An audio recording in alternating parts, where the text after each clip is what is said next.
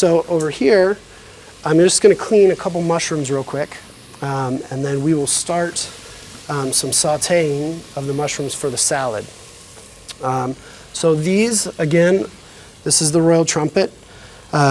Typically you can feel here it's a little bit more tender. Down as you get to the roots, it can be a little bit more woody. Yeah, right here too, yes. especially at the very bottom. So usually what we'll do is we'll actually just take that stem part off. And that is pretty much the same with all of these mushrooms. Some of the stems are not as woody or fibrous as some of the other ones. So once we clean those guys up, we just have to trim a little bit more off. And then the rest of the mushroom is usable. So pretty much, we'll just break these into sixes or quarter them. Nice even slices. So next we have the shiitake mushroom, also a very woody stem. A lot of people will cut the stem off. It's really good just to tear it off because this is still very fibrous. Yeah. So that's one of the things that we kind of do differently. I have to say, I haven't seen one this fresh. Yeah, I mean, I feel like I get them sometimes at the supermarket and they're a little bit dried out. And they get a little soggy, flimsy. a little wet. Yeah. So here, same thing. I'm just going to quarter this guy. So impressive to see things that fresh. Well, but with the farmer's market that you have here in the Lehigh Valley, I mean, that has to be a super plus for anybody who visits or lives nearby. I mean, I think the Lehigh Valley right now, there's almost 4 farmers markets that you can utilize. They all have really incredible produce. And for me, that's a highlight. You know, for me, we cook this way because it feels right. And, you know, when you taste these greens or you taste these mushrooms, it just makes sense, you know, and it helps you as a chef be able to sleep better at night, I think. That's good that you guys are really committed to that. Thank you very much, Maria. So here I have the Cremini mushroom. I just take the bottom stem off, and then we're just going to quarter these guys. And our last mushroom here is the oyster mushroom. And this, the same, has a very woody stem. So we're just going to take that stem off. And then these guys actually just kind of break up. Okay, so next I'm just going to saute some more mushrooms for the salad. More mushrooms, here we go. You know which mushroom I really have gotten into? And it's funny because when I was younger, I didn't like mushrooms. Do your daughters like mushrooms? Colton is 3, and she, for the first 2 years, she would actually come down to the kitchen. It was one of the first words that she could say. Mushroom? Yep, and as we were prepping, she literally would just come down and ask Dad, mushrooms, mushrooms, mushrooms.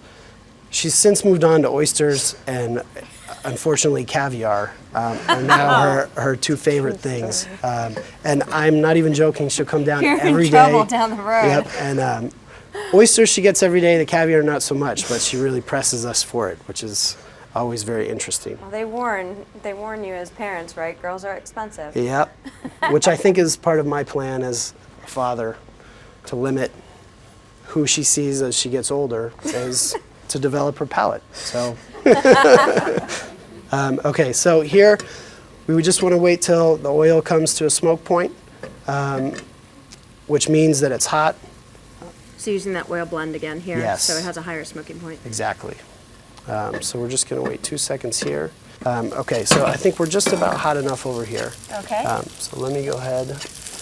So as we add these mushrooms here, one of the other things that's important is not to overcrowd the pan. The same principle, if you overcrowd it, you're going to get too much moisture and you'll end up kind of steaming thing. Yeah. So, and then last but not least, we have our royal trumpets. Okay, so I'm having a little bit of caramelization here. I can see the pan is a little bit dry, so I'm just going to go ahead and add a little bit of salt to this. And then once you start to get a little bit of color here, you can just actually turn this down. So as we're getting closer here, I'm starting to get some really nice color. One of the things that we'll do once we have that color is we always finish mushrooms with just a touch of butter. So I'm just going to add this in here. And then we have a little sherry vinegar that we add. I like the sherry vinegar. Acid always wakes kind of all of the flavors of the mushroom up. So sherry vinegar is very nice. Right here, I'm just going to add a little bit of the clarified butter. And we're just going to go ahead and toast up a few croutons for the salad. Again, these are our sourdough. Those greens are beautiful. I can't wait to see thank them you. dressed in a salad. Yeah, that's from Liberty Gardens. They are just outrageous. I mean, it is something every day. I try to have a salad for lunch, and you almost don't need anything with them. The flavor is just that incredible. Okay, so these are cooking down. I'm going to go ahead and add a little shallots to these, and then we'll use these for our soup garnish. All right, so this is also a little garlic butter here too. Oh, okay. So I'm going to go ahead and add those into the croutons. You can always tell garlic by the nose, right? Yes. And over here, we have a little mushroom vinaigrette that I'm just going to hit the outside of the bowl with. You always want to dress the side of a bowl, and that allows you to, as you're tossing, to be able to evenly coat the greens. You can kind of control how much of the dressing you actually have on the greens themselves. That's a great tip. So here we have. I don't think I've ever learned that before. No? I Here use that in my kitchen now. I have some sunflower seeds, toasted sunflower seeds, sautéed mushrooms, just like we've done over there, the cippolinis. And then we will actually, I like to just hit a little truffle oil, just a splash of fresh lemon juice, and a little bit more sherry vinegar. All right. And then here, we will just go ahead and add our Liberty Gardens greens. Look at those. Look how bright. Yeah. And a little fresh Parmesan. This is an interesting little salad green. That is takana, which is actually a mustard green. Very peppery. So a little salt, a little pepper. Okay. I always like to take a little bit of dressing to garnish the plate here. I just like to get a nice little, that helps accent the salad a touch. And what's the name of this dressing again? This is a mushroom vinaigrette. It's kind of like a play on the Caesar. Egg yolks, Parmesan are in there. It's pretty tasty. So I'm actually going to pick, our croutons got a little dark here. So I'm just going to go ahead and grab a few of the nice golden brown ones out. All right, so once we have our croutons in there, so another thing with a salad, usually we always toss.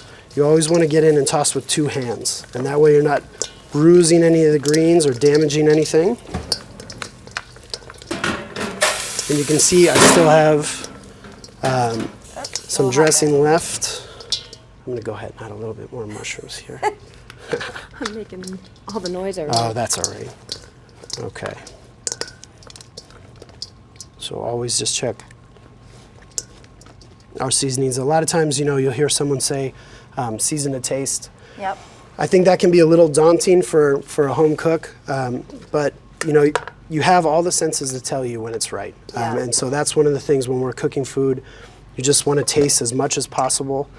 And that's really adding the right amount of salt is just something that you get from experience.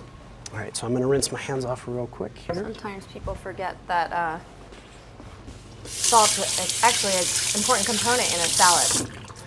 Well, salt actually helps your body be able to taste the ingredient better. It kind of bridges the gap between your taste buds and the ingredients that you're eating. The same with And what's this fancy acid. pepper mill? And pepper. That's an Atlas pepper mill that I've had forever. And actually, we can crush a little fresh black pepper right on top of that. Yeah? Yep. I'll let you do the honors. Thank you. What are these little guys for? Those are the shiitakes. We can actually sprinkle those right on top of the salad. Okay. And those are just, we use the back slice. We'll cut those super thin. And then we'll actually pan fry those with just a little bit of oil until they're crisp, and then strain them out really quickly.